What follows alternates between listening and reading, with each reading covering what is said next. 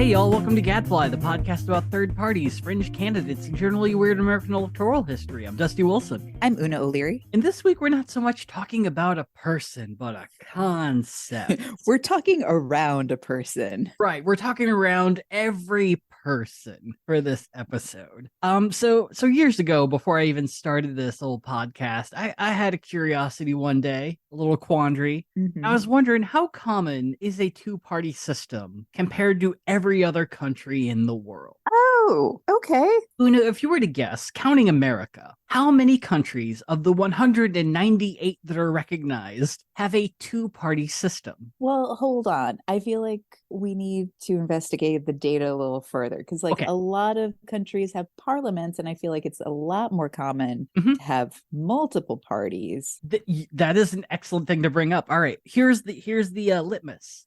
Yes. How many countries, when you Mhm. look at their analogs to America's House or Senate, which includes a unicameral parliament and things of that nature, are only two parties represented in their version of the House or the Senate? Right. And not like Optimus Prime megalith parties that are just made up of a handful of progressive parties that could go nowhere on their own. Correct. I'm not counting, coalitions of parties that are getting together for the sake of passing laws. Okay. Then I would say 5. That's actually low. Huzzah! Or not? I don't know. What's the right answer? 15. 15. Yeah. Okay. Before June of this year, it would have been 14, but one random election added a new country. So yeah, around 7%, 7.5% of countries that exist in the world have a two-party system. So our two-party system is what's the phrase I'm looking for? Fucking weird. It's not goddamn normal. You're talking about a country that holds dear to its feet and cups and bushels and miles. And our Fahrenheits. And our iMessage versus WhatsApp. Yeah, or pin and chip or whatever the fuck that was. Europe did. Which one? It was like it's essentially like, to my understanding, using the chip on your credit card and typing in a pin. We didn't have that for a while. We just swiped. Yes. And Europe got to have that first, and we stubbornly did not. Right. Yeah. Okay. But the thing that makes it even weirder is that the second largest country after us, we have 333 million people in this great land of America full of Eagles and baseball. The second largest country to have a two-party system after us has 33 million people, exactly a tenth of our country. Is the largest after that. The majority of countries that have a two-party system are smaller than New York City. Which makes sense because it's like, yeah, you can only really account, like, there's only enough of you for two parties. Exactly. Like, any smaller, and you're just like figuring out who among your neighbors you want to lead. Right. And any larger, it's like, well, it's weird because it's hard to find a comparison to America because we are so obscenely big. We're the third largest country in the world. The next after us of 333 million is 1.4 billion in China. So it's kind of hard to compare the two. Yeah. But for the countries that surround us, China and Indonesia both have 9 parties represented in their version of parliament. Now, you could argue China is bullshit that it's 9 parties because they are parties run by the Communist Party or allowed to exist through the grace of the Communist Party of China. But it is still 9 communist parties that represent different forms of industry. Like, you have a farmers party, an industry party, an artistic party, I assume. Oh. And based on those 9 parties, people do vote on which one they want to have represented in their 1,000-some plus parliament that Xi Jinping does not have to listen to. I feel like that's a class all its own. Yeah, exactly. But it's still technically 9 parties. And yeah, and so for every large country, Pakistan has 13 parties. Nigeria has 8. Brazil has 16. Bangladesh has 8. Russia has 5 to 9. Despite the fact, yes, it is probably all through the grace of Putin that those parties exist. Yeah, it's 9 until you step in front of a window, and then it goes down to 5. Right, but it also just kind of goes to show that our two-party system is really fucked up. And so I was kind of wondering, is there something that we can glean from these other countries as to why a two-party system works for them? And maybe it might explain why America's two-party system actually does does make sense within the scope of the world. Yeah, lead me down this journey. Yeah, Let's figure it out. this is more of a conversation because I don't think I came to a conclusion. I just have a bunch of facts that we can discuss. Excellent. So yeah, And so then the second, our listeners can rip us over Twitter. Yes, 100%. Because look, I had to look at the history of 14 other countries and try to understand their government as best as I could, which is something you really can't do in 2 weeks. Do either of us have a poli-sci degree? No. Like, Huzzah. The closest I got was like, oh my God, a minor in history. And even then it was like in very specific things. Yes. Yeah, so this is going to be interesting. I'm sure we're going to miss stuff. This is all very much Cliff Notes history on a number of these things. Sure, yeah. But we're going to start with the second largest two-party system in the world, which is the country of Ghana in West Africa. Okay, Ghana. So Ghana has a population of 33 million. They have had a stable two-party system since 1992. And so to kind of understand their political system and how it exists now, we have to look at their history and where this kind of came from. So Ghana, like the majority of countries on this 15 country list, is a former British colony. Mm-hmm. I'm not really sure if that actually sets the tone for why there's so many two-party systems, but it's a weird thing to look at. But going back to 1960, when Ghana held their first independent election, they would end up electing the father of the independence movement, Kwame Nkrumah. And so the country so loved Nkrumah that he won the very first election 89-11. Wow. And Nkrumah brought in a socialist government and began building relationships with the Soviet Union, Cuba, and all the communist nations that existed at the time, which, as you know, probably made America very cool with what was happening. Oh, the CIA was there 5 minutes later. 100%. They are going to show up. Yeah. And we kind of get to decide whether or not they're a main character or if they're just hanging out waiting. I mean, happy September 11th to the Chilean CIA coup. Oh my God. Yep. We are not now, to be sure, because Twitter's been very weird today. You are not saying that Chile did 9/11. No. Oh God, no. I'm saying there was a prior September 11th that was equally, depending on who you are, possibly more horrific. Yeah.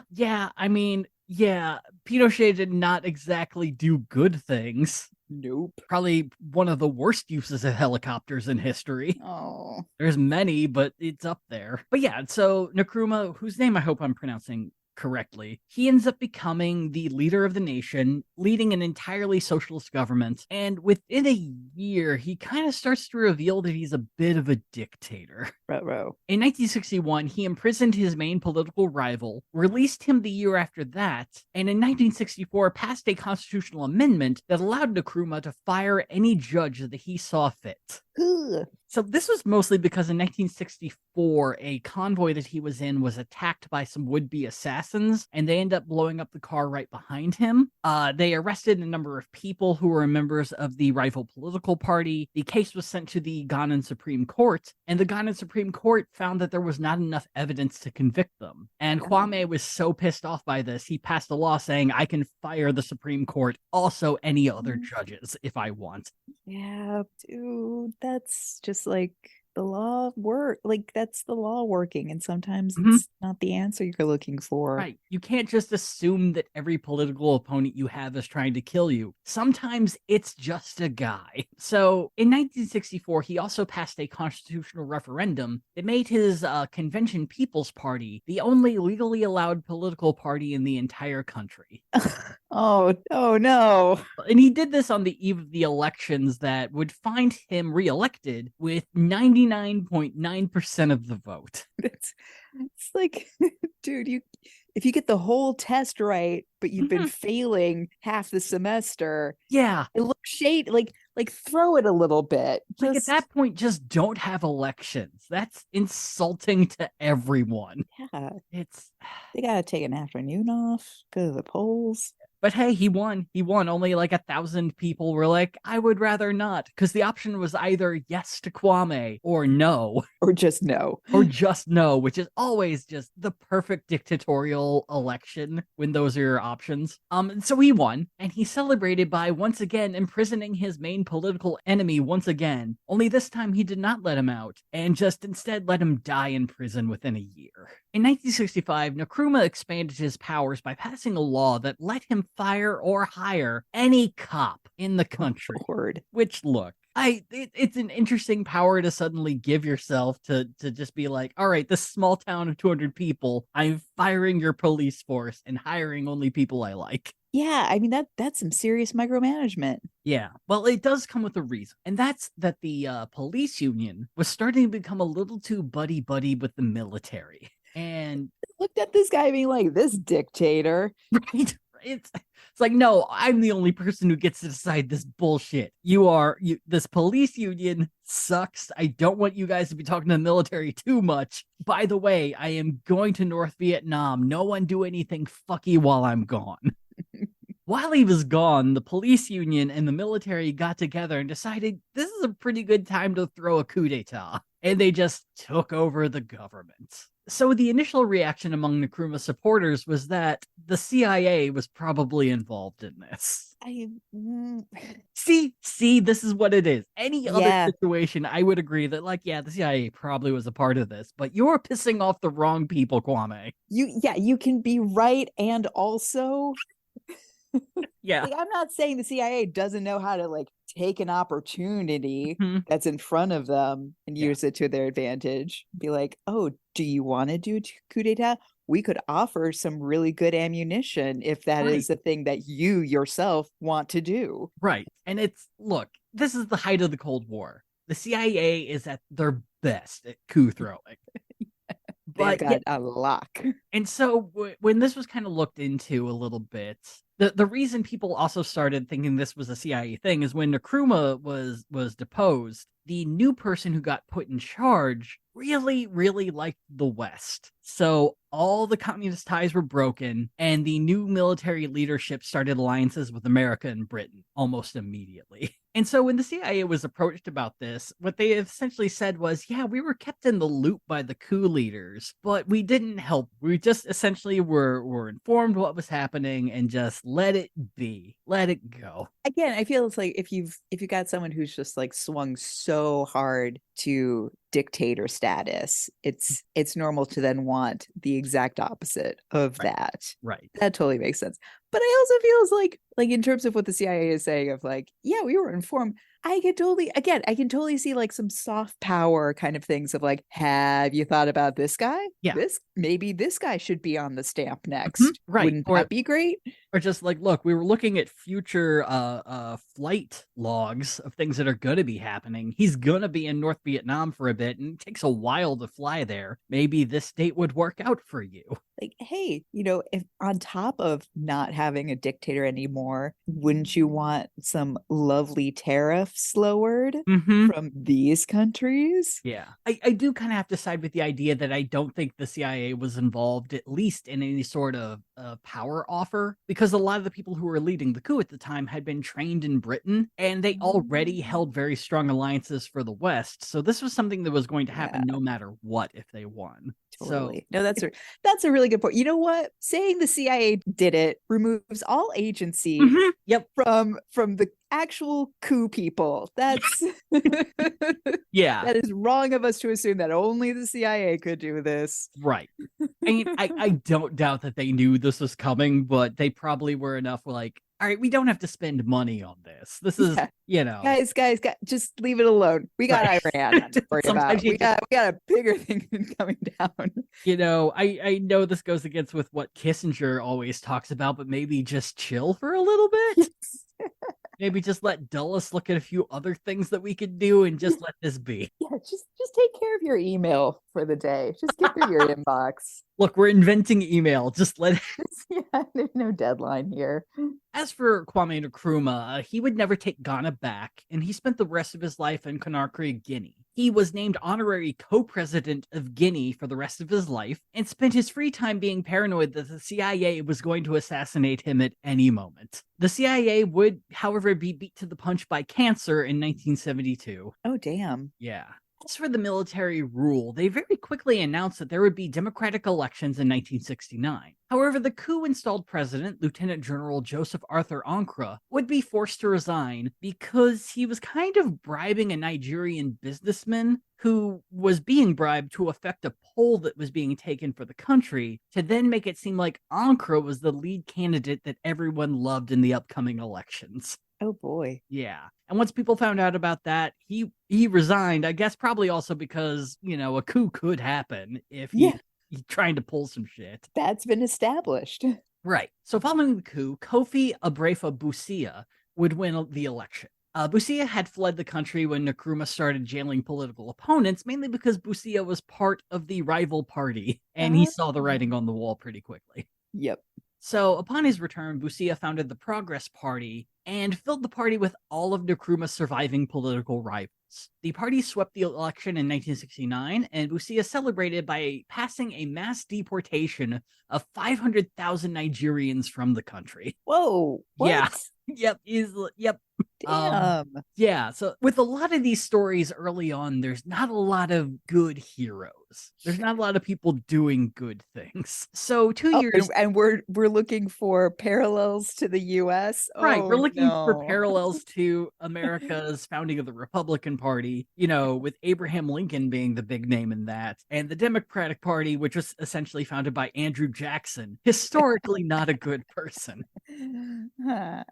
So Busia deports 500,000 Nigerians from the country, and 2 years later, the value of the national currency, the cedi, drops 44%. Yikes. The common theme with a lot of these democracies is like some fucky stuff can happen, but once the economy starts to go to hell, you might as well just leave because it's not going to be good for you. Yeah. So the next year after the cedi drops 44%, Busia goes to Britain for a medical checkup, and while he's gone, a brand new coup d'etat takes over. It's like did no one think to call seat takebacks before they left? Right. And it's like, if you're at risk of this happening, go to a local fucking doctor, man. Yeah, or hire if you really your own medicine in your country. Yeah, if you're that much of a fucking Anglophile, hire a doctor from Britain to come to Ghana. I'm sure you could find him a great place in Accra and it'll be fine. But yeah, so for the second time, the military has now taken over Ghana. And this time, General Ignatius Kutu Achemiampong takes over. And he immediately bans all political parties and ends the position of prime minister once and for all. Oh, damn. And this kicks off about 7 years of constant coup attempts against Ignatius. Oh. By 1976, Acheampong and the military staved off about 3 coup attempts. And rather than announce a new round of democratic elections, Ignatius really wants to roll out this brand new idea he's got. Instead of democratic elections where the civilians get to take over the government once again, what he wants is for the military and the civilian population to share the government. Like representatives? I guess shared ownership. I'm not entirely sure how. I probably should have looked into this. But I imagine it's something like the military still controls half of the government and civilians control half the government. And somehow they share this together. You know how civilians have their own military to back up their power and their strength? Yeah, what? It's gonna be completely fair and equal. Pinky promise. But one side has the guns. But the other side has democracy. That thing that stops armed revolt. Yeah, real well. Just putting a flower into the end of a loaded gun like a hippie. It jams up the gun. The bullet gets near the flower, and I'm gonna get real technical on this. Bullets are scared of stamens, so it's important to use a male flower. That's key. I don't know how I made that misogynist, but here we are. So he runs this idea up the flagpole with the other military leaders, and while this is going on, it kicks off about a year of massive protests among the student population who really do not like this idea. They try to what's the word I'm looking for? Kill as many people in the student movement as possible who are protesting against this, and all it does is increase the protests. And so by 1978, he still loves this idea. It's been 2 years of student revolts, and he starts going up to people being like, hey, I would really like to put this to a national vote. Is this a good idea? And everyone around him says, no, you should have regular elections and just step down while you're still alive. And so he takes their feedback into consideration and puts out a referendum vote for this union government that he wants to make. And surprise, surprise, it passes 60-40. And from this, he also wins a fourth coup led against him. This time, it's led by his chief of staff, Fred Akufo. And the coup is essentially his chief of staff walks up to him and arrests him while the military floods into the state house. Sure. Why not? Yeah. And weirdly enough, this coup has worked. So Ofuko started to move Ghana into a constitutional democracy and names 1979 as the year that they are going to hold democratic elections. However, it's interrupted by another coup. Oh boy, that's a lot of coups. Yeah, this one's led by Flight Lieutenant Jerry Rawlings. And so the first coup attempt led by Rawlings ends up failing, and Akufo puts Jerry Rawlings up on trial. Now, typically he would expect this to result in him ending up in prison for a long period of time, but the 20 days that Rawlings is on trial, he ends up becoming a national celebrity and beloved by the people of Ghana. Wow. And Akufo is so freaked out by this, he decides to drop the charges and immediately release him after 20 days. And what Jerry does is he leaves the courthouse and immediately starts a second coup the day of. Yes, Jerry. And this one ends up succeeding. Jerry takes things a little differently than other coup people have done in the past, mainly because when they did the coups, the other people were like in international locations. And so since General Achiampong is still in the country and Akufo is right there, Rawlings takes them both and has them killed by firing squad. Holy shit. Yeah, Jerry's not fucking around. Damn. But Jerry did like the year of 1979 of being the year that they would actually hold democratic elections, so he keeps that. Promising. Okay, yeah. Great. Can take feedback. Right. I really like your idea, Fred. It's a great idea. By the way, I am going to have you killed, but a great idea. Rest your hat on that. So in 1979, true to his word, they hold elections. A man by the name of Hela Lyman ends up winning after creating the People's National Party, which is pretty similar to Nkrumah's Convention People's Party. It takes all the socialism from that party, but with one key difference. Lyman really likes the West. So it's going to be an America-friendly socialist party. Okay. Yeah. The important thing is, like, can America be chill with that? Right. And it seems like the answer is yes. But it's like that meme where it's like you forgot to ask one person for consent, where it's like, oh, two people consenting to have sex, but then it's like Jesus or the Pope's like, I do not consent. They have not asked a third person whether or not he consents, and that's Jerry. Squad Jerry, oh no. It would take about 3 years, but the economy collapsed and the state services fell apart. And he was starting to think that Lyman was becoming too reliant on the former colonial powers to keep the country afloat by taking money from Britain. So Jerry does what he's really good at and throws a third coup. Oh, Jerry. And it works. It works. He takes control of Ghana once again. And from 1981 to 1992, he rules under military rule over the entire nation. Damn it, Jerry. God. The fact that Jerry is doing this is so fucking frustrating. But around 1992, Jerry gets the urge once again to just let the country have democratic elections.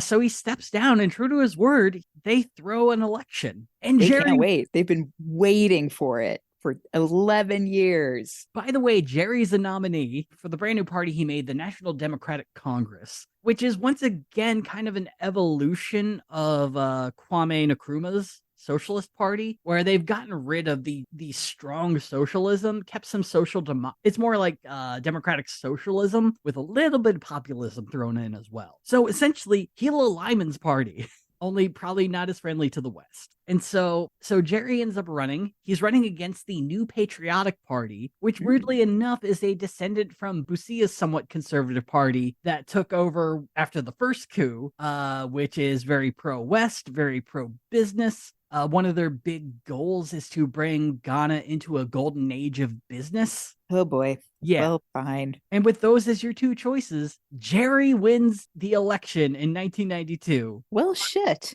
Ushering in the Fourth Republic of Ghana. Not only does he win in 1992, he wins re-election. Okay. Yeah, so people like Jerry. Yeah, they definitely don't like doing a business for business sake. I respect that. Yeah, and around this time, Kwame Nkrumah, he's at least become a lot more liked by people. He's more viewed as like, and I hope I'm getting this right, as more of a figure of the independence movement than a guy who became a dictator within a couple of years and just kind of, due to his own paranoia, was not able to stop himself. But I think it's really, really important actually to take a step back and talk about the international definition of these parties. Because the New Patriotic Party is what most of the world would consider to be a center-right party. And the National Democratic Congress is what would be called a center-left party. And here in America, I think we get very comfortable with the definition of the Democrats being the party of the left, Republicans being the party of the right. On the international stage, this is hilarious. Yeah. To describe it more accurately, the center-right in the international world, that's more like 90s Republicans. Picture George H.W. Bush, and that's pretty close to center-right. Yeah. Centrists are Democrats. On the national stage, Democrats are not even close to being viewed as leftists in any regard. If anything, they are moderates compared to the rest of the world. And if you really want a center-left party, that's the Democratic Socialists. Yeah. So in America, we don't really have a leftist party in control. And I think it's important to bring up in this two-party system. Oh, it is. And I feel like that knowledge has gained traction since, like, I want to say 2016, with like a lot of people on Twitter posting. I was like, with MAGA on the rise, screaming about like our US Democrats being these like filthy hedonistic liberals. And it's like, the actual voting Democrats in America only wish we were half the Democrats that you find in Europe. That like, there's still like fair, like we are so just like lightly pink in our blue. It's literally like walking up to Andrew Yang and earnestly calling him a communist. Yes. It's so far from the goddamn truth. And the fact that so many people believe it to be true, it's just, if you even met the center left and the rest of the world, you would lose your goddamn minds. It would be great. It would be the future that I want. Not even the far left, not even the regular left of the goddamn world. It's infuriating. Which is another thing to bring up with these other countries, is the vast majority of them, their two main parties, are center-left and center-right. There almost no one has a center party and a center-right. It's just, I mean, Belize is about the closest, and even then, their centrist center-left party has shades of difference across the board, but we're very fucking weird in that regard. Yeah, well, I mean, that's just it, is like, I feel like that's where we're again just like this weird gremlin country that was originated through religious fanatics and like Dutch businessmen. Like that was it. You know, two of the most stable groups. I don't know. I really don't know enough about Dutch business. It's like the reason Manhattan is Manhattan, with all of its like trade and also kind of, you know, openness. You know, funny you bring that up, because I read one of the wildest fucking things on Twitter. Apparently there is a conspiracy that Irish control Wall Street. Oh, in the words of the South, bless your heart, whoever thinks that. I read that, and literally I sat in my chair and I said to no one, "Oh, bless your heart. If fucking only." Like we just got a government that isn't, you know, some sort of Catholic dictatorship. We barely have our own house in order. Do you think we could handle Wall Street? It's like, I just finished a book that talked about from, you know, the 1990s on how Ireland just got taken for a ride by American companies, like Right? just exploiting the gracious low taxes that Ireland provided in the hopes of securing jobs and futures for the locals, and not really getting that, and instead just getting like kind of a two cooked books situation in terms of their tax revenue. Yeah, so no, they're not running Wall Street. At best, they are running the back room of McGillicuddy's on 14th Street, doing deals like they're cosplaying the IRA. God damn it. IRA LARPing is probably the Yes. funniest thing about American politics, because you absolutely have IRA LARPers hanging out in the Senate. Yes. It's fucking wild. wild. Like fucking Dick Durbin, I think, is probably one of the bigger names of IRA LARPers. Wasn't it when the senators from Iowa, Stephen King? I know that's also a novel. I know which one you're talking about, like the racist guy. We will have to be more specific, but yes, that one. Yeah, God, yeah, I forgot about that. So anyway, we're talking about Ghana. Right. So since 1992, the NDC and the NPP have traded off rule 5 times with very smooth exchanges of power. But why does this system that is rare everywhere else work so well for Ghana? Well, thankfully, there is a paper written by Professor Cyril K. Dadier and George M. Bob Milliar who have the best answers for this. And it comes from their essay, Ghana, the African exemplar of an institutionalized two-party system. And they find that there's 3 reasons this works really, really well for Ghana. First off is that the country's kind of been very used to a two-party system since 1925. It was around that time a very British man named Sir Gordon Gugisberg, who is the governor of the Gold Coast, decided, well, it's about time that we teach these people how to do good governance. Who are the proper people to elect to a government office? And so he creates the Ratepayers Association to be a national political party that nominates proper people to political office, like barristers and physicians, people who typically have to go to Oxford and Britain to get their education and then come back and teach everyone all the good things that Britain has, bangers and mash and the Beatles. It's 1925. I don't know what they had music wise.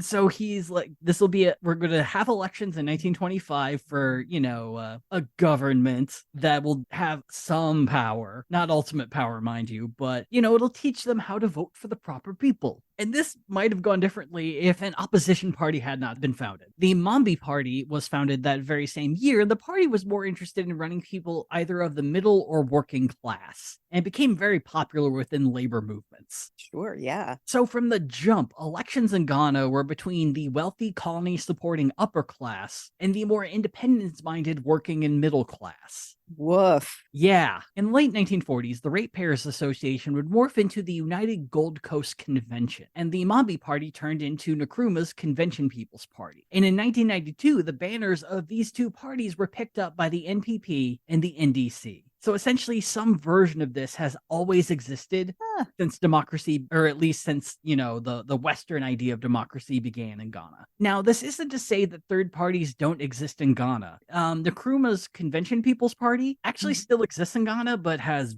very little support. They were essentially brought back in 1996, but since the National Democratic Congress has already taken up the Nkrumah banner, there was really not much for this party to do. And still, there's no one really interested in it. But Dadier and Bob Milliar note that since 1992, most of these third parties have been formed due to fractures within the two major parties. The thing, though, is that the major parties kind of have an open door policy for anyone who splits away to form their own third party or do an independent run. They're totally fine with people trying to do this, especially since the pathway to succeeding isn't very good. So when their parties inevitably fail, they are welcomed back with open arms, no matter what. Oh, yeah. So there's kind of like, and so there's very little animosity for people who do these splinter movements, and it's very easy to sort of mend fences, if you will, and bring people back into the fold. The third issue, though, and probably is the most deciding factor in this, is the Ghana Constitution. In 1992, the Constitution set forth the requirement to being able to make a political party. Quote, every political party shall have a national character, and membership shall not be based on ethnic, religious, regional, or other sectional divisions. That means that, quote, smaller regional or ethnic parties are effectively banned. Oh. Yeah. And this is pretty much one of the ways that third parties have the best way of succeeding in most governments. Here in America, the most successful third parties that we have are regional third parties. The Vermont Progressive Party is easily the most successful third party in America, and they have representation in the Vermont State House, Senate, and currently have the Lieutenant Governor of Vermont is a member of the Progressive Party of Vermont. Oh. But since you can't really form a party based on regional interests or religious interests or ethnic interests, there's really nowhere to get a foothold to start a new party other than I don't like the other two. Yes. And that has been universally why those third parties have been formed. It's like, I don't 100% agree with my party, so I'm going to make a new one. Please support me. Oh, fuck, that failed. I guess I'm done.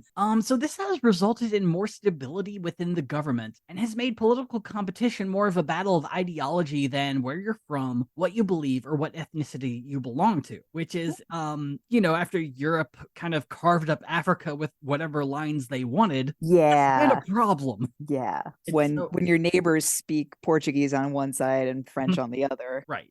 So Dadier and Bob Milliar credit all of this with establishing the stable transitions of power within Ghana. It has also been established that if a party feels that there was electoral shadiness, that the final say will always go to the Supreme Court. In the most recent election in 2020, the New Patriotic Party ended up retaining power. The National Democratic Congress felt there was some electoral fraud going on, so they went to the Supreme Court to figure that out. The Supreme Court said there was not enough evidence to overturn the election. The parties immediately moved on from that. There was no, I'm going to throw a weird coup in front of the White House, or, we're going to make this our issue for the next election. Yeah. Just accept it and move on. Mazel. The parties also have a really interesting working relationship where they will hold their own primaries, but the rival party oversees the primaries of the main parties. So when the New Patriotic Party has a primary, it's the National Democratic Congress who's overwatching everything to make sure there's no fraud, there's no weirdness going on, and vice versa. Wow, you could not do that here. Not even fucking close. I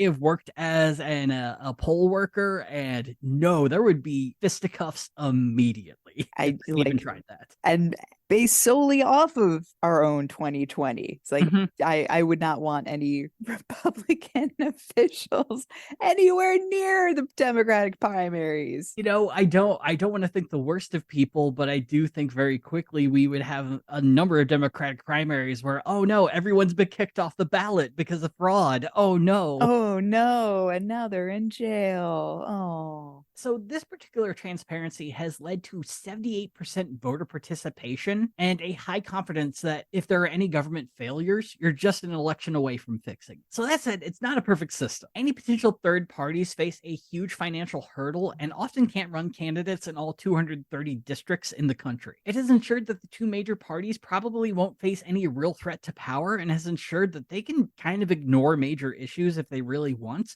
The most prominent being female representation in government. Oh, damn. Yeah, there are other countries in Africa who have a dedicated percentage of women who have to be in government. And so women are just assigned to the parliament in some countries to make up for that. But since both parties don't want to do it and no one can really beat them, they don't really have to do anything about it. But for a country that's faced about a dozen-ish coups and 4 eras of military rule, the predictability and stability of a two-party system has been incredibly helpful. And it's honestly working very well for Ghana. Hey, so good job, Ghana. So it's a two-party system I could see working out really, really well, especially if you've, have only had it around since 1992. I mean, if it's working, don't break it, Right. It's only been around for 31 years.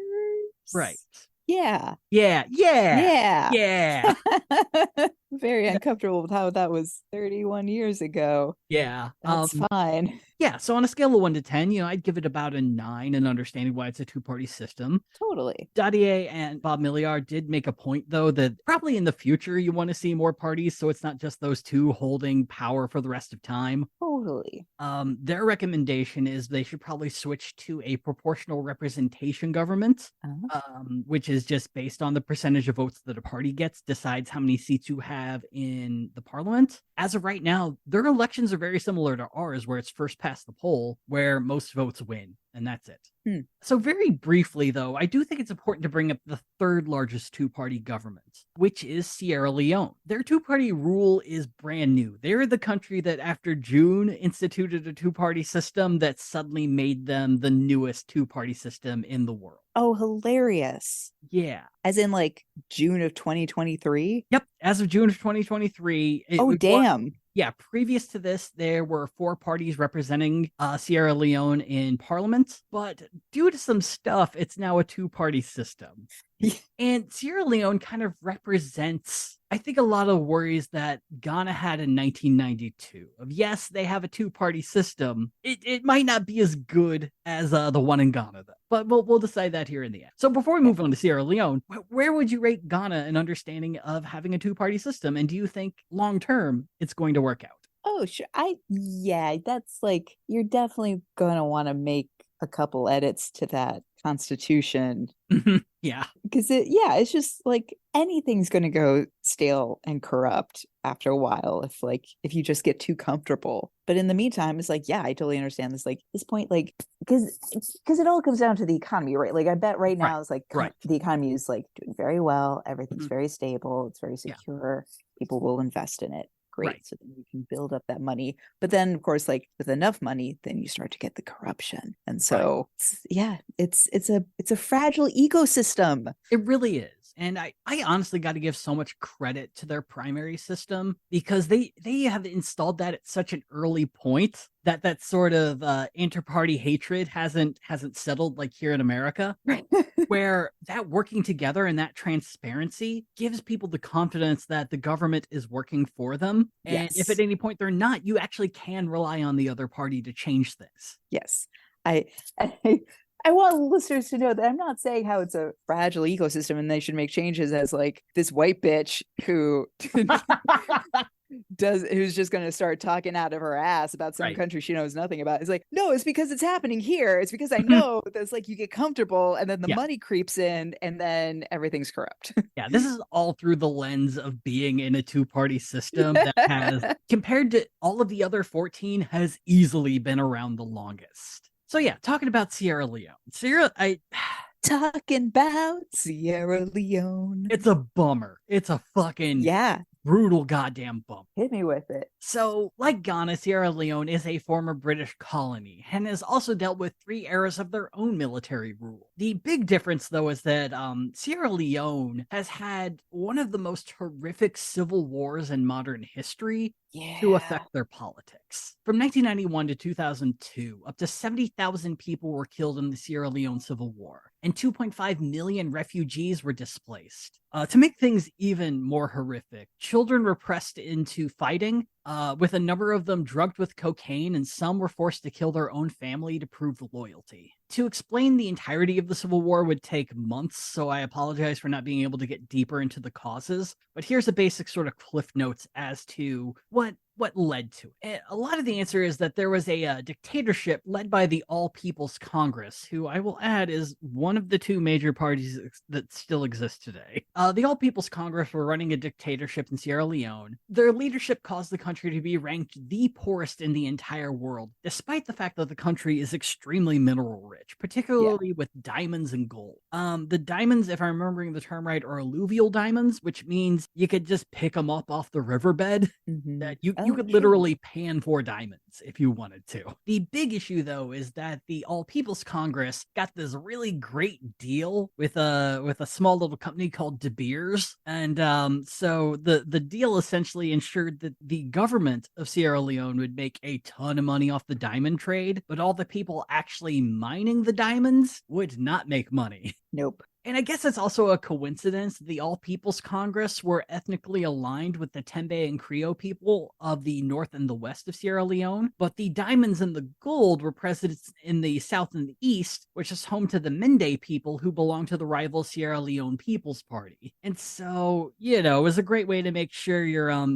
ethnic rivals would not make any money whatsoever off the natural resources from their own homes. And during the Civil War, the diamond diamond trade kept going, which introduced the term blood diamond to the world lexicon. Because De Beers wants those diamonds, baby. Oh, People are getting yeah. married, and we've convinced them they need a fucking diamond to do it. For like tens of thousands of dollars, Mhm. which is still insane in my head. Fucking wild. Look, I'm not going to tell y'all how to get married, but there are silicon rings that you can get for like $50. And a ring is only as much symbolism as you put fucking into it. Emeralds are gorgeous. Have you seen a sapphire? Fucking diamonds are boring ass bullshit. Fuck off. And I'm only saying this because De Beers kind of has a monopoly on diamonds, and their whole thing is doing neo-colonialism until the end of goddamn time. So, yeah, fuck diamonds. Yeah, yeah. That was like baby Una's first radicalization. I'm just picturing you with like just sitting around in first grade being like, fuck diamonds. I mean, unfortunately, it was in my 20s with like okay. a male friend of mine who just didn't want to give his girlfriend a ring of any kind. Got like up on a proverbial soapbox, was going off about how engagement rings were a total sham and have only been around since like the 1910s. Oh, okay. Well, I mean, that does make real sense. early, yeah, and Yeah. then or at least like the commercialization of the process, you know, of Right. like, Well, yeah, I don't see a lot of people on the Oregon Trail almost dying of dysentery, but being like, I gotta find a jewelry shop. like I'm sure like Queen Victoria had something, but like that sense Yeah. of like it needs to be a diamond for it to be an engagement ring. Right. And I was like, wow, that's really terrible. He's like, yeah. So I was like, what, are you still going to like ask for an engagement ring? I'm like, yeah, probably. And then I actually started reading into it. I'm like, wait, no, I don't want any of this. Oh, this is, yeah, it was my own little like Neo from the Matrix, like, whoa moment. It's real fucking horrific. I mean, if I can ruin gold for you too, one of my favorite reality shows, I gotta look up the name of it. It's called Jungle Gold. And it's only my favorite reality show because it's the only one I've ever watched where the protagonists of the show are getting everything that's coming to them. So it's I'm essentially gonna ruin it. It's yeah, please. Two Americans from I think Nevada decide they're going to buy a parcel of land in Africa to mine gold from it. Oh, Get no. fucking rich from it. They're gonna like all these stupid fucking people don't even know they have all this gold under them, and we're gonna be so goddamn rich. And so they go to these are guys who have huffed Gold Standard for so long. Yeah, 100%. They're taking it to the next level, baby. So they get a loan from a very rich California business guy to buy this land. He's like the main partner in this. They go off to Africa, and once they get there, they go to where their claim is. And when they get there, they are greeted by about 36 heavily armed Chinese people. Holy shit. Yeah, and so they got claim jumped. And oh my god. And the guys with AK-47s are not interested in debating about it because they have the guns and these two stupid Americans don't. And so they have to buy a new tract of land. Would they keep going? No. Yeah, they keep going because you gotta have a show, baby. That Discovery Channel money can't stop. So they buy a new tract of land that they still think is going to be really great. They get this heavy fucking machinery to show up that constantly gets stuck in the mud, and they start mining for gold, and they find very fucking little. It is consistently very little gold while they're destroying the fucking jungle they have bought. And to make matters worse, since they don't have proper refining equipment, the African dudes they hire are having to use mercury to separate the gold from the stones. No. And they bring up like, yeah, this is really awful, but what are you gonna do? What in the Charles Dickens is this show? Yeah. Meanwhile, since they're not making any money, their primary investor back in the States is constantly calling them to ask where his money is. In the mercury, bro. Yeah, mercury ain't cheap. Look, there are a lot of warnings about breaking thermometers. I highly recommend you don't do it for gold. But yeah, it's like 2 or 3 seasons of these guys just consistently losing money and not having any clue what they're doing. It is colonial hubris, with the exception of the mercury part. It is wild. It is a fucking wild show. And it only would have been great if they die at the end. Yeah. But you can't show that because then it's a snuff film. Yeah, you can't sell that to network TV then, I guess.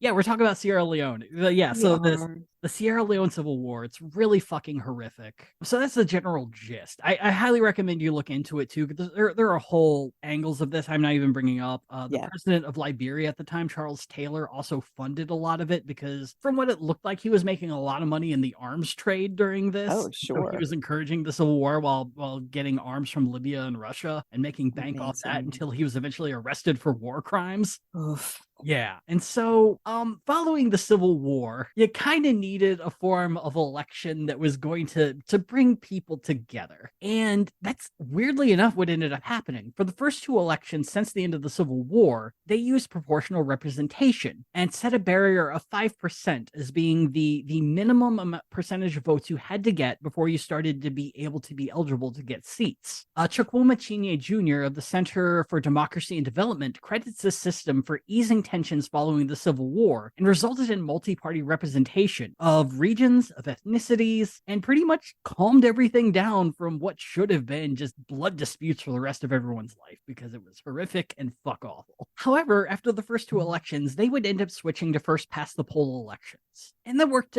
pretty fine until June of 2023, when the Sierra Leone People's Party decided we're bringing back proportional representation. Problem, though, is that they didn't like 5% as the barrier for entry, and they jacked it up to 11.9%. Oh. Which all but guaranteed the only parties that would be able to get seats in parliament are the Sierra Leone People's Party and the All People's Congress. However, the APC has been against this idea and threatened a lawsuit prior to the election that didn't end up going anywhere, primarily because this form of this barrier guaranteed that the SLPP would always have a majority in parliament, no matter what, because they have more districts, they have more land, they have more population. Goodness. Yeah. Yikes. So, not great. So this is a two-party by deliberate shenanigans. Right. Not to say that any government isn't in existence. Right. Deliberate shenanigans. But no, these are very bald-faced shenanigans to ensure that the other two third parties who held parliamentary seats up until 2023 would lose their seats and lose their representation. Ooh. Now, I gotta say, one of those third parties did lose a lot of their support, primarily because the party founder, Mohammed Mansoureh, was convicted of sexual assault. Oh. So they lost their support there. But Chinye also notes, quote, internally, there is economic insolvency precipitated by the bloating of government wage bills, severe and burdensome debt service, hate speech, and the politicization of every aspect of life and huge government expenditure. The debilitating state of affairs in the country has resulted in a disgruntled population and an escalation of violence, which I imagine going to a two-party system where one party represents a side of a civil war that was not that long ago, seizing permanent power in a bald-faced way, not a good way to keep going. No. Sierra Leone does have the third largest two-party system, but it's definitely I have less faith in it than I do with Ghana. Yeah. This doesn't feel tenable. It definitely feels like the first step to a worse idea. Which brings us to the other interesting set of two-party democracies. Now, this is going to be the final example, and it means that we're going to be ignoring the other two-party systems throughout the world. We're going to be ignoring Comoros, Bhutan, Malta, Kiribati. Yeah, Malta is a two-party system and has been elected. Malta, I did not realize Maltese independence was extraordinarily recent. They became an independent nation essentially in 1974. So still relatively new. Yeah. Yeah, I thought it was the 60s, but and they were a British colony as well. Right. And Kiribati and the Seychelles are all nations that have two-party systems that seem to be working out pretty well for them. I do not have the time to go over every single one, and papers for why they have gone into a two-party system don't necessarily exist. But with what we're about to talk about, I think it explains a lot why they're in a two-party system. And so I'm going to be bringing up the fourth largest with a population size of Chicago. Hey. Largest democracy in the world, Jamaica. Hey. Fourth largest two-party democracy in the world, Jamaica. So unlike Ghana and Sierra Leone, Jamaica has had an extraordinarily stable democracy since its independence. Oh. And the same can be said for the other two-party Caribbean democracies, such as Trinidad and Tobago, St. Lucia, Belize, St. Vincent and the Grenadines, and Dominica. So the particular paper I read about these two-party systems in the Caribbean was a paper written by Matthew Lewis Bishop, Jack Corbett, and Wouter Wendendahl. In their essay, Labor Movements and Party System Development, why does the Caribbean have stable two-party systems, but the Pacific does not? Oh, shots fired. Well, and it makes it sound like the Pacific doesn't have stable governments. In the paper, they say the Pacific has the most stable governments. So there, yeah. It's such a weird fucking paper because it was published via the University of Manchester, if I'm remembering right. So there are a lot of moments where it's like, oh, the Pacific countries are so unstable with their form of government, but everyone participates in it and really, really likes it. And there's rare examples of governments being overthrown there, but they're doing really, really well. And then you have these two-party democracies that are doing fine, but they seem to really want to say the two-party system's the way to go, despite the fact that Britain is not a two-party fucking system. Yeah, so it's but it's still like the colonial parent looking at its children being like, no, 100%. I raised you right. Yeah, I raised you better than this. It's fucking wild. But all in all, it's a pretty decent paper with a lot of really good insight as to why the majority, or why a lot of Caribbean democracies have gone into the two-party system. And a lot of it can be traced back to the British West Indian labor unrest of 1934 through 1939.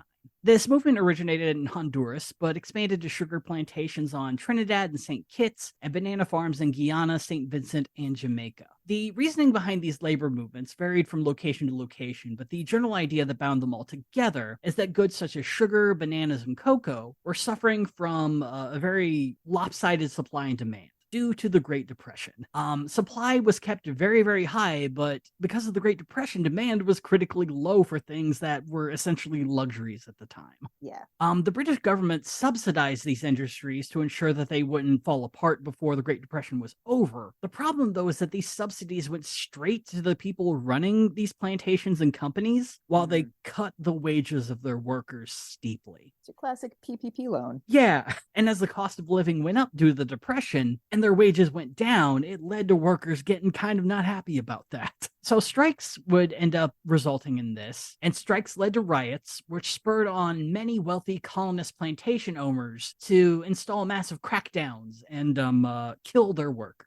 One such riot in 1937 in Kingston, Jamaica, resulted in thousands of arrests, 429 injuries, and 46 killed. And this violent reaction caused a burst of independence movements that were led by workers' unions. One such movement in Jamaica was the People's National Party. The party was founded in 1938, a year before World War II caused the end of the workers' movement. The rivals were the Jamaican Labour Party and were founded by a man named Sir Alexander Bustamante. Now, I should say that these two parties were founded by white British people who might not have owned the plantations, but were definitely the head of the labor movements. Sir Alexander was actually brought back to Jamaica in 1938 to help run the People's National Party, but due to the socialist and somewhat Marxist elements within the party, split to form his own trade union and then his own party. While Bustamante did show up second to the party, he was the more ardent of the two parties to push for independence. In 1940, he would be imprisoned on charges of subversive activities, and by 1944, his party gained a majority in the Jamaican parliament. Throughout the 50s, Bustamante pushed for Jamaican independence and won a close referendum in 1961 to make it official. He would become the first prime minister of Jamaica, and the two workers' unions would spend the next 6 decades being the only major parties in the country. However, I should note, Bustamante was also a piece of shit. I know, huge shock. In particular, in 1963, he called for the police and army to arrest and or kill as many members of the Rastafarian religion as they could. Whoa. Yeah. According to Sir Alex, Rastafarians were antisocial, they smoked too much weed, and you know they're harboring communists. You gotta fucking know that. Rastafarians had always been disrespected and attacked and prejudiced against in Jamaica, and so they kind of started to stand up for themselves, and Sir Alexander had no patience for this. Over a 3-day period after calling for the arrest or death as many Rastas as they could, 150 Rastafari were arrested, and no totals exist to estimate the number who were killed. Ooh. Yeah. So that's the guy who was the cause of Jamaican independence. Yay. I definitely get the feeling that it was like, we would like independence from the British crown, but white people should still very much be in charge. Sort of Rhodesia sort of thing. Uh, Only less blatant about it and less Rastafari are involved. But both these parties still exist today. And the shift from labor union to political party was incredibly common throughout the Caribbean. Since the political parties were born from the workers' movements, the parties and the unions have worked in symbiosis since independence rather than as enemies. And I don't know, like here in America, for instance, because a lot of the political parties recognize that the unions are very powerful because the political parties made them very powerful. Yeah. And if they ever start to get anti-worker, they are going to lose support across the entire fucking country. And this has resulted in something very unique. In a lot of these Caribbean democracies, right-wing parties don't exist. Of course, because why would they? Yeah. Wow. Really, the Jamaica Labor Party is the closest you would get to an H.W. Bush Republican Party. But in so many other countries, your choices are either moderate left or further left, or democratic socialist left. God damn it. That plus the beaches, this really is paradise. Fucking right. It's kind of amazing. However, there is one example where that doesn't exist, and it's in the country of Grenada, which, how much do you know about recent Grenadan history? Nada. Oh man. So in 1979, a Marxist-Leninist coup happened. And for about 4 years, Grenada was a heavily communist country. Ooh. In 1983, when good old Ronnie Reagan is president, he gets a former prime minister of Grenada to ask him, hey, could you maybe go to Grenada and give us our country back? Oh my God. This shit show. Yeah. That's right. Yeah, I believe it was called Operation Enduring Fury. America invaded Grenada. I thought that was a straight to video movie. Nope. So we invade Grenada. We win very, very fucking quickly, and Grenada is brought back into a democracy. And because of that communist element running the party for 4 years, it birthed more of a right-wing movement to ensure that never happens again. Oh.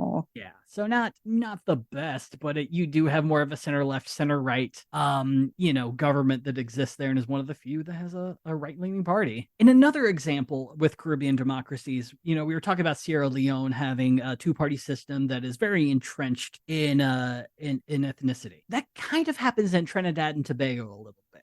Early on, you get the People's Nationalist Movement, which is more of an Afro-Latino party, and the United National Congress, which is more of an Indo-Hindu party, since you had a large number of Indo-Hindu population coming to Suriname, Guyana, Trinidad, and so they have a very heavy population to this day. Early on, there definitely was a bit of a racial component between these two parties, which still run Trinidad and Tobago to this day, mainly because Eric Williams, who founded the People's National Movement, gave a speech referring to Indo-Hindu population as a, quote, hostile and recalcitrant minority. However, these tensions have faded due to fucking. Hey! Essentially, intermarriage has wiped out any sort of major racial hostilities between the groups. We love to see it. And while, the parties might still have some of these dividing lines racially, the country just doesn't care anymore. No. It's not an issue, and no one gives. No, it's just now down to your mama jokes between cousins. Yeah, if anything, the main rift, at least in Trinidad and Tobago politics, is like a Tobago independence movement, which is it has it's like Scots, like they have their own island representation, and eventually independence might happen, but it's not a violent sort of thing. It just might eventually happen, at least to my understanding. But also, a lot of these sort of racial issues that affected South Africa and Zimbabwe ended up being non-existent in the Caribbean due to a sort of implicit agreement that was made between the plantation owners and the locals. And the agreement was essentially, you can keep your businesses. We are running the government. You can keep your money and what you have as of right now, but if you even make one step towards government, we will fuck you up. So it's the idea, like, eventually you're gonna die, but we'll still have the government. We will wait. Right. But finally, they also would like to note, and this is something that we see a lot with smaller countries that you brought up, like there's not really much need for more than two parties. And they bring up in this essay that, quote, this does not reflect an absence of contestation within the country, but rather the presence of a consensus. Oh, In that, yeah, these countries are so small. There's just that much to argue about, and so everyone's getting along already. So why rock the boat? yeah. So yeah, so that covers Jamaica, Trinidad and Tobago, Belize, St. Lucia, kind of Grenada, but also St. Vincent, the Grenadines, and Dominica. So as a two-party system, where would you rate those guys? That sounds pretty great. Like I mean, I am all here for central left and further left. yeah, As a two-party system. I agree, and it appears to have been working out for them pretty fucking well. So Yeah. it makes sense. Which leaves us with America. Like, I don't know. Is there? I mean, we were a former British colony, so maybe that's the connecting line with this. Could be. But we have had strong third party movements in the past, you know, in the lead up to the Civil War, in the time after the Civil War, between in the 1980s and 1990s with the Populist Party and the Greenback Party, in the 1920s when the Socialist Party had sitting congressmen. We've had multiple party systems. As recently as 1985, we had a three-party system in Congress when the Conservative Party of New York had a sitting congressman. In the 1950s, we had a four-party system where the Farmer Labor Party and the Wisconsin Progressive Party had people sitting in the Senate. The American Labor Party had sitting Congress members. We've done this before, and we're big enough that it makes sense. I'm trying to remember, I think it was the New York Times recently had in the past 3 years, had a survey asking people if there was a new party for MAGA Republicans, old school Republicans, moderates, Democrats, and AOC leftists. Which party would you want to join? And it was 20% across the board, each party. Yeah. So clearly, it's a form of government that we would actually accept and use. I feel like it's a form of government that does exist, but we don't have the language and facilities in a sense to allow for, like, all right, it's like the Republican Party is crumbling before our eyes, but I feel it's like as we as a country, it's like we're so used to a two parties that like the idea of splintering groups means that like something is totally wrong, which it is. It definitely, everything is wrong, everything is terrible, but we've like held on to this veneer of being okay for the last 40-50 years. Yeah. Well, and it's the frustration I get is I was doing a random spreadsheet thing of trying to figure out, like, if we had proportional representation here in America. It couldn't work for our federal Senate because that's a statewide thing. You can't really break down one seat. Wouldn't work for president, but it could work for the House. And essentially what it would be is you would take all the votes within a state and take the party percentages for each state to figure out how many seats each party gets based on electoral vote and congressional seats. And one of the things you realize really quickly is it solves gerrymandering. Gerrymandering becomes completely pointless if you do that, because you're adding together all the votes no matter what, and it doesn't matter what those districts are. Yeah. So that solves an issue right there. It's a lot more fair in the number of people who should end up sitting in the House or the Senate. Both parties are screwing over each other in various different ways. I hate to say the Democrats are doing it more than the Republicans in some places. But also, if we had proportional representation, we would have a three-party system, just barely, because Texas would have to send one libertarian to Congress. Incredible. Yeah, and on the state level, it would make a lot more sense because a lot of third parties would suddenly have seats that they normally wouldn't have. In Hawaii, the Aloha Aina Party, which supports Hawaiian independence from America, would have to have a seat. Yeah, which would be great for them. Yeah, it's just mind-blowing that there are so many third parties who actually deserve seats because they put in the work more than the two major parties do. Yeah. Looking at Alabama, there are 105 seats in the Alabama House. The Alabama Democrats contested 47 seats. And what? Of that, I believe a little more than half, they had no competition. So they just had to run someone. Oh, wow. Yeah. And so it would also encourage every party to run in every district and not just abandon people. Yeah. Which would also mean like recruiting people who probably would definitely be great serving as a House representative or whatever and providing for their community that way. It does come with one very big downside. and that with proportional representation, parties present a list of ranked candidates from like 1 to the number of seats, and based on that, it decides who gets sat. And so I imagine it would be, everyone who's running for office and all the different seats are added to the list, and probably based on, who you expect to win and all of that. So it might result in, using Illinois for an example, it might result in, just a ton of people from Chicago representing the whole state. Sure. Yeah. I mean, I think with any like electoral change, you have to consider America as a giant casino. And so how are people going to skirt the rules? And then conversely, how is the House going to steal all of your money? Like that is the push and pull at play. You're right. It's definitely something you would have to write into the law, saying here's how you decide the list. But it also relies on the Republicans and the Democrats coming together and agreeing that this is a good idea, which it would hurt them. They would lose seats to third parties. So I don't see why they do it. Nope. But it's something that would be more fair. It would get rid of gerrymandering. It would encourage a multi-party system in this country when we desperately fucking need it. I don't know. It might, I don't know if it's going to stop fascism, but it's going to do more than what the fucking Democrats are doing now. Can I also suggest, this is, I'm sure this has been around the internet, but someone told me this idea that they had overheard, which was that we just treat, at the very least, like how national House seats, House of Representative seats, like jury duty. And it's just random ass people being called up. And I just don't think we can do worse than Marjorie Taylor Greene. I just think we're already seeing the worst that could happen. So fuck it, do it. The only worse than her, I think, is if you found a Marjorie Taylor Greene who believed what she was saying. Then it would be worse. You don't think she? I think she's in on the grift 100%. She got it. Just from our episode, she's clearly had no qualms working for avowed communists.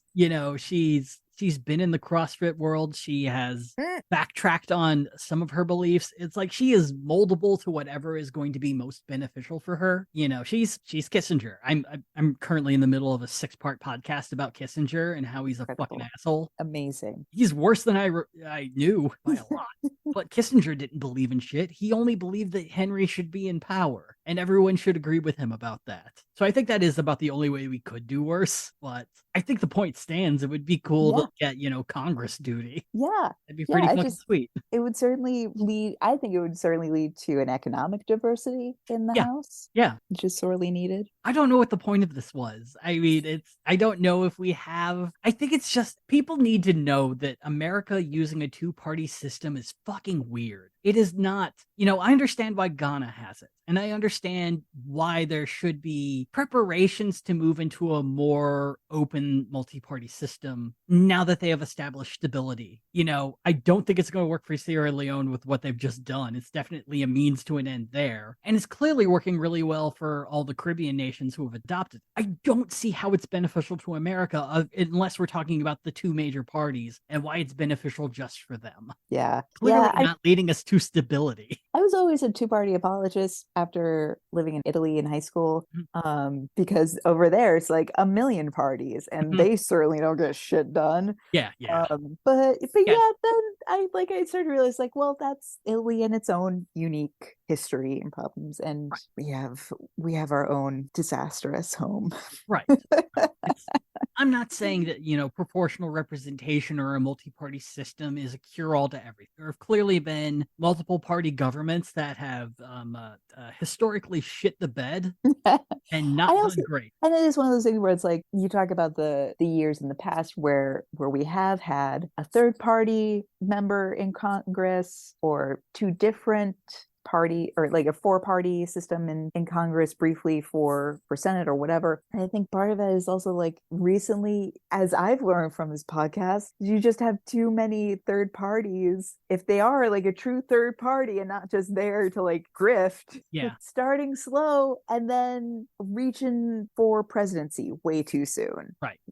I've definitely been following the 2024 election and just seeing which third parties are already making moves to get on the ballot, at least in congressional races. And, the Green Party is not having much luck, but they're going to probably be running the most famous person for president, at least amongst third parties. The Libertarians are far too much in a civil war with themselves. I haven't talked about this yet, but the Libertarian Party of Colorado has agreed not to run anyone in the state if the Republicans agree to a set of their terms ahead of time. See, and that's just like getting it's it's like Coca-Cola or Google just buying up its competition rather Right. than face it in like the smaller local primaries. But then you get like the United Utah Party is already in line to run people in all the 4 districts of Congress. Yeah, we could have a weird Mormon party. It's they are centrists and have a And good blonde. website. How dare you?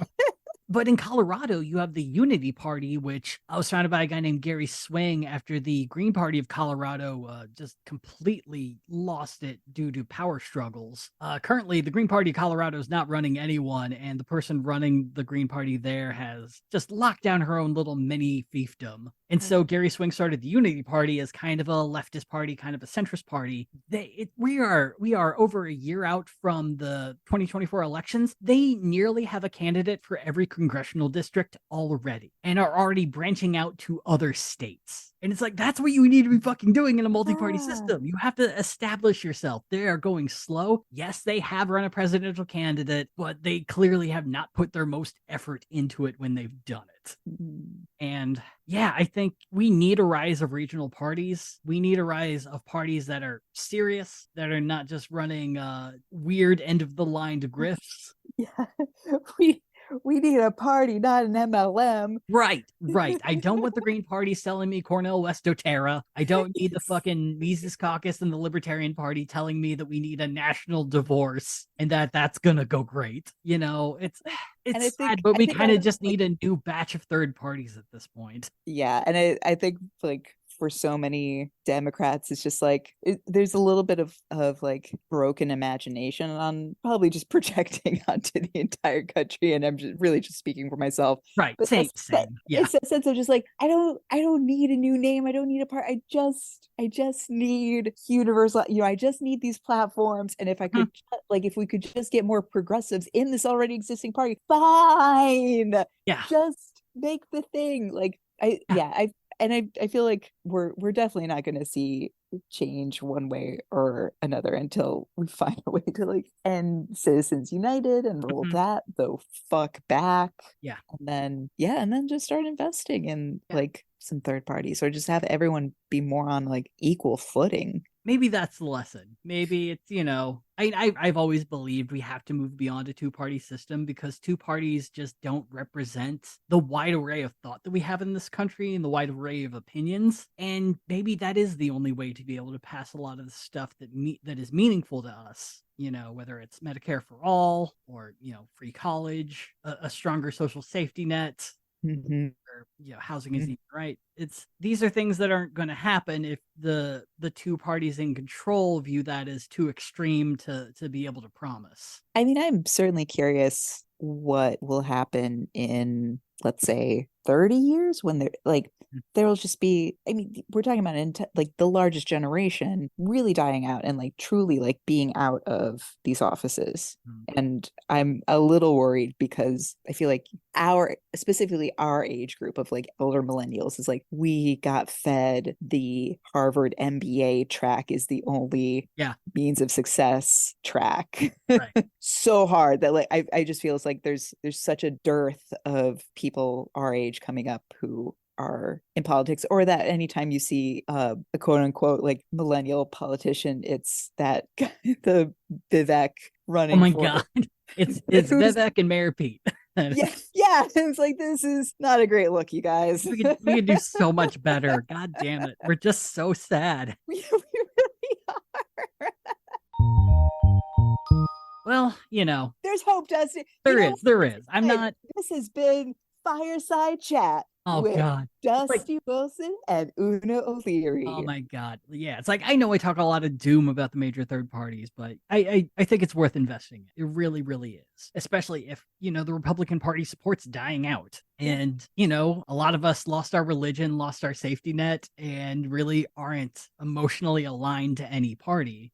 So it's there. It's It there to do absolutely is something there. new. And I think those factions, I would say those factions do exist. They unfortunately exist in the same way that like local grocery stores inevitably become a Kroger. It's Right. that kind of unfortunate. It's Right. like, no, this is still the Hy-Vee. Mhm. It's just now owned by Kroger, and that's why it sucks so much harder. Right. Well, I guess if anyone has any other ideas based off of this, let us know on Twitter. Fucking yell at us there all you goddamn want. You can mail us at P.O. Box. Oh God, I can't afford a P.O. box. What are you talking about? That's Patreon talk.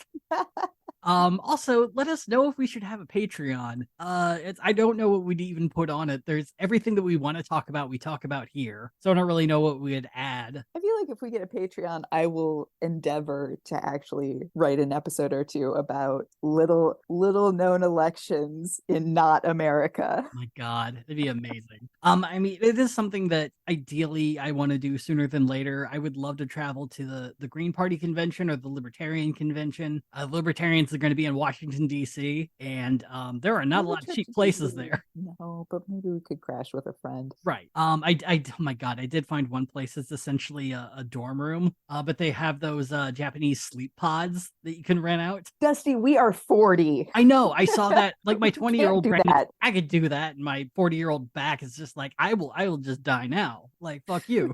You sleep on the street, you jerk. See if I ever work for you again. Right. I barely do now. Don't get rid of my last reason. Anyway, if you have any thoughts on this episode or any ideas of what you'd like to see if we started a Patreon, definitely let us know. And next week, I'm very excited because we got hit out of nowhere. The Party of Socialism and Liberation, the PSL, out of nowhere. Pumpkin spice latte? That is correct. The Pumpkin Spice Socialist Lattes announced their presidential nominee. They didn't hold a convention. There was no had no idea this was coming, and they announced their political candidates. And next week we are going to be talking about their nominees and their platform, which is to quote Mayor Pete, plenty bold.